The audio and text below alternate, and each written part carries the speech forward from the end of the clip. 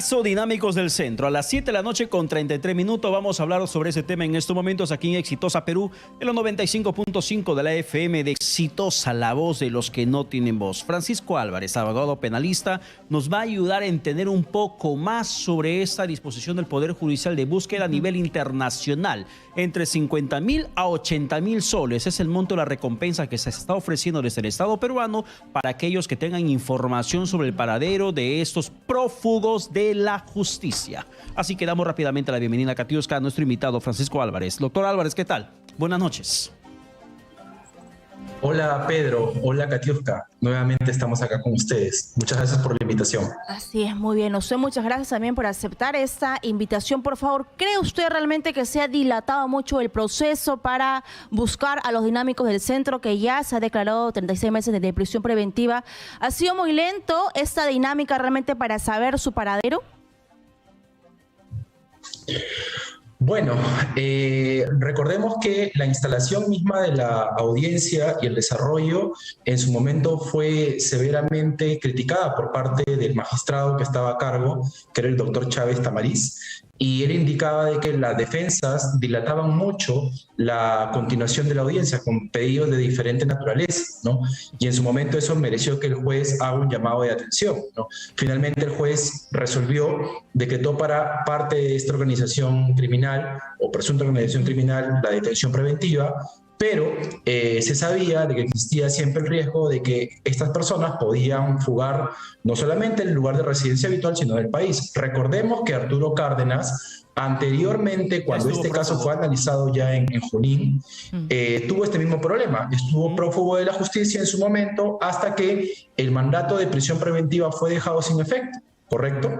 Y luego, incluso se le había visto por diferentes programas periodísticos comentando de la situación política del país como si no tuviese ningún problema. Ahora, lo que habría que ver es si es que las fuentes de inteligencia de la policía de algún modo pudieron haber preveído el escape, ¿no? Porque el Poder Judicial acaba su labor cuando el juez dicta la medida y corresponde a la policía, junto con la fiscalía, el trabajo de ejecución, de la captura de la persona que ha sido sometida a este procedimiento de prisión preventiva, ¿no? Pero Entonces, doctor es en Álvarez, ese espacio en donde vale preguntarse si es que ha habido una especie de demora o algún tipo de negligencia buscada por parte de las autoridades para no lograr la ubicación de estas personas. Porque, fíjense, si yo fuese el órgano encargado de la ejecución y ya tengo el antecedente que parte de esta organización criminal ya ha intentado sustraerse de la acción de la justicia, tendría que tener medianamente cercada la ubicación de él en aras de que el magistrado pudiese dictar la medida correspondiente, que es lo que ha sucedido en este caso. Pero doctor Álvarez, a ver, justamente sobre eso quería consultarle. Si existe jurídicamente un plazo perentorio en el que se tenga que disponer a la decisión del Poder Judicial de dictar prisión preventiva contra un investigado, de que inmediatamente se comienza a activar la búsqueda y captura de donde se puedan encontrar, ¿existe un plazo o eso queda a discreción del sector correspondiente, que en este caso es el Ministerio del Interior? La regla es la captura inmediata, ¿no? Y eso depende de un procedimiento pequeño que sí queda a cargo del juez. ¿Por qué? Acaba la audiencia, como lo habrán visto el público que nos acompaña también el día de hoy, el juez dicta el fallo y luego el juez tiene que emitir un oficio comunicándole a la policía, porque la policía se encarga de ejecutar la captura de las personas, si es que no se ponen evidentemente a disposición de la justicia, porque ha habido casos en los que se ha sucedido eso. Entonces, esa es la primera pregunta o la primera averiguación que podría hacer los medios de comunicación y evidentemente también los encargados de la captura de estas personas, ¿no?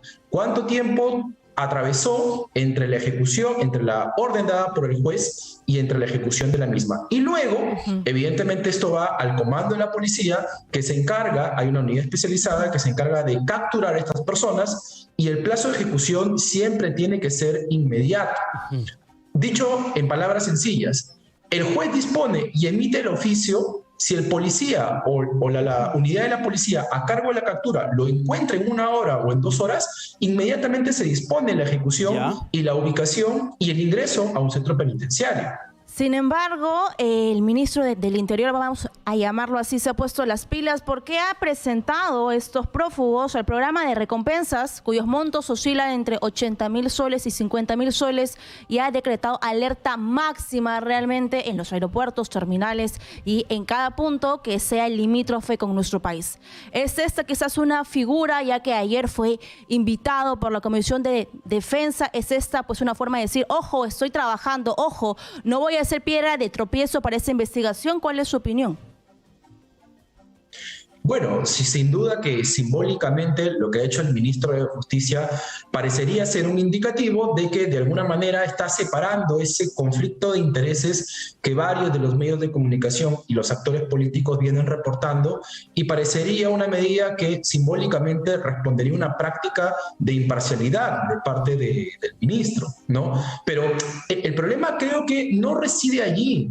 Cualquier persona que tiene conocimiento de investigaciones penales y cualquier persona que tiene conocimiento, como además el ministro, porque el ministro, por cierto, es abogado penalista, al igual que yo, sabe perfectamente que desde el momento en que una persona sale del país, la ubicación y la captura internacional no es tan fácil. Recuerden ustedes el caso de Orellana. Orellana fue ubicado rápidamente desde Colombia y lo trajeron al Perú muy rápido. ¿Por qué? Porque Orellana ingresó ilegalmente a otro país y por eso lo reportaron, lo sacaron del país y vino acá. Entonces, si estas personas han abandonado el país cuando no tenían ningún mandato de captura, como en este caso, supongamos que el señor Arturo Cárdenas se fue, estamos hoy día 19 de octubre, el 5 de octubre se fue a España, ha hecho un ingreso legal. Para poder traer al señor Arturo Cárdenas, yo nuevamente me refiero a otro caso que es de público conocimiento, como el caso del señor Inostroza. El señor Inostroza, más allá de que tiene prerrogativa y antejuicio y todo eso, ¿cuánto tiempo se ha demorado para poder venir al país? Hasta el día de hoy no viene. Y si retrocedemos más todavía, vamos al caso de Toledo, y la situación se pone mucho más crítica. Entonces, en esa situación, si la autoridad política, independientemente de los colores, quiere mostrar un trabajo eficiente, lo que debió evitar es la salida del país. Porque el señor Arturo Cárdenas, donde se encuentre, va a ser sometido a un proceso de extradición. Y eso puede demorar entre 2, 3, 4, 5 años, dependiendo del país en el que se encuentre y de acuerdo a las reglas de extradición, porque cada país tiene un tratado de extradición diferente. Uno de los países más complejos para extraditar es Estados Unidos, por ejemplo. Si el señor Cárdenas estuviera allí, hagamos una prognosis de que esto va a demorar probablemente lo mismo que sucedió con el caso del señor Alejandro Toledo. Pero dentro de responsabilidades, el porqué de la demora de la búsqueda y captura de esas personas, ¿cuál ha sido la responsabilidad del ministro del Interior, Barranzuela? ¿Tiene alguna situación que explicar al respecto él? ¿O responsabilidad que asumir? Bueno, desde el punto de vista político, el ministro tendría que explicar cuál ha sido la labor de la policía, ¿no? Es decir, la responsabilidad de la policía, repito, se inicia desde el momento en que el juez comunica el mandato de detención preventiva. Supongamos que el doctor Tamaris lo hubiese comunicado recién el día de ayer. Bueno, la responsabilidad de alguna forma podría estar en su despacho. Pero si el magistrado a cargo de la causa cumplió con expedir la orden dentro de un plazo de 24 horas y a partir de ahí tenemos que han pasado varios días para la ejecución de la misma, evidentemente esa es una responsabilidad que recae sobre el ministro y también sobre el director general de la policía, porque evidentemente él tiene comando respecto a la dirección de la policía que se encarga de la captura de las personas que tienen un mandato de prisión preventiva, ¿no? Eso es lo que él tiene que explicar. ¿Cuál ha sido la actitud de la policía frente a un caso además de alta dimensión política, frente a un caso además que en apariencia hay un conflicto de intereses por parte del ministro del Interior?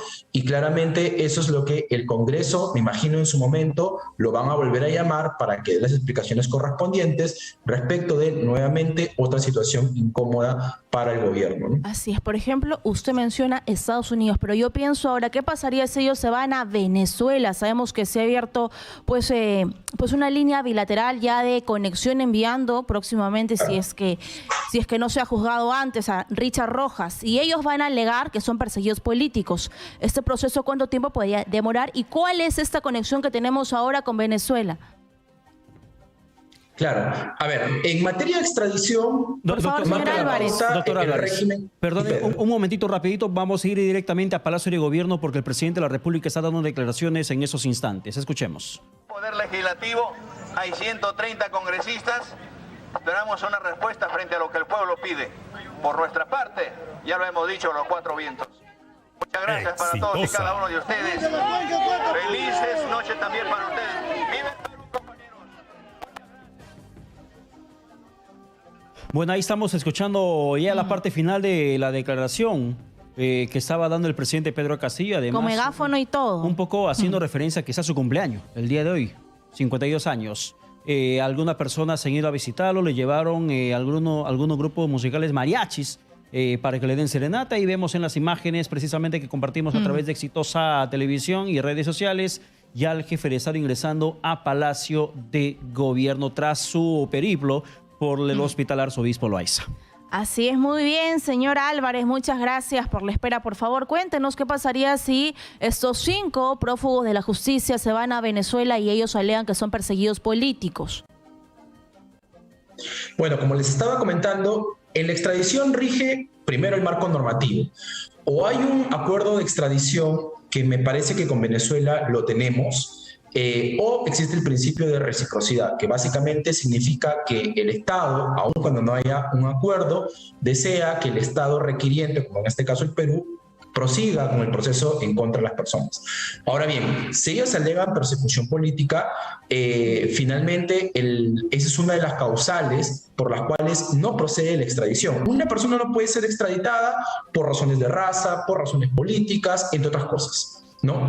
Entonces, si el magistrado de Venezuela considera, luego que el Perú haga el pedido de extradición, que además no es algo sencillo, eso también toma un tiempo, tiene que aprobarlo además la Corte Suprema de Perú. Luego, fíjense con esto que es importante, la presidencia del Consejo de Ministros es el órgano final del Estado peruano que tiene que aprobar el requerimiento de extradición. La Corte Suprema peruana hace la labor jurisdiccional, pero la parte política le corresponde a este gobierno, así que también hay que tener mucho cuidado con ese punto. Y finalmente, el órgano jurisdiccional de Venezuela tiene que decidir si es que efectivamente procederá a la extradición o no. Si ellos amparan la tesis de la persecución política, lo pueden tranquilamente, o estas personas pueden tranquilamente permanecer en este país. Hay países que tienen una política de no extradición, que es muy conocido. Uno de ellos, por ejemplo, es Suiza. Otro de ellos es, por ejemplo, Israel. Que son personas que no extraditan normalmente a personas por razones políticas o a sus connacionales, ¿no? Entonces, la verdad es que sí existe un riesgo latente de que pueda suceder esto, que es lo mismo que pasaba, por ejemplo, cuando Alan García intentó asilarse en la embajada, me parece, Uruguay. Sí. Alegar la persecución política y que el gobierno extranjero te lo dé, pone a una situación complicada a la Administración de Justicia peruana para lograr el objetivo que es el procesamiento de estas personas, ¿no? En conclusión, si es que estos 5 implicados se encuentran dentro del país y la policía los captura, inmediatamente son puestos tras las rejas. Si estos 5 implicados en Dinámicos del Centro se encuentran fuera del país, en el país donde se encuentren, de todas formas se tendrá que iniciar otra vez un proceso de extradición. Mismo caso Toledo, ¿Cuántos años? mismo caso Fujimori, mismo caso Inostroza Pariachi. Sí. Lo primero que tienen que hacer, por eso es que el primer paso, según el informe de inteligencia que ha mandado la policía, que está obrando en las redes y en los medios de comunicación, es que ya le han informado al juez que existe la sospecha de que estas personas están en otro país. ¿Qué es lo que se hace? Para empezar el proceso de extradición, lo primero que uno tiene que saber es dónde está el imputado. Porque yo no puedo pedir la extradición a Venezuela bajo la sospecha que creo que están en Venezuela, si es que no están en Venezuela. Y la única forma de tener certeza es que el gobierno venezolano, a través del pedido del Perú, que esto es lo que ya ha hecho el magistrado, ordene la ubicación y captura internacional. Una vez que es capturado y se conoce dónde está, ahí recién empieza el procedimiento de extradición. En tanto la persona no esté capturada y ubicada, no puede iniciarse por la sencilla razón que no se conoce su paradero, ¿correcto? Y eso también es otro obstáculo que dificulta también la acción de la justicia. Doctor Álvarez, a ver, un poco para entender más el riesgo que podría darse en caso que se encuentren o en Venezuela o en Bolivia, que también precisamente tiene una línea política e ideológica similar a la que tiene en estos momentos el partido de gobierno aquí en nuestro país. ¿Puede un país por tema político, ideológico, simplemente a través de la Policía Internacional, abstenerse de capturarlo, por más que esté buscado por el país de origen? Sí, creo que pasó con el señor Evo Morales cuando se fue a Argentina.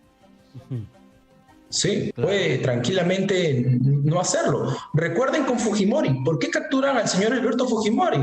Porque en una decisión que todos entendemos, incluso yo, política, pensó que en Chile no lo iban a extraditar, sale a Japón y en Chile es donde le pusieron la cruz.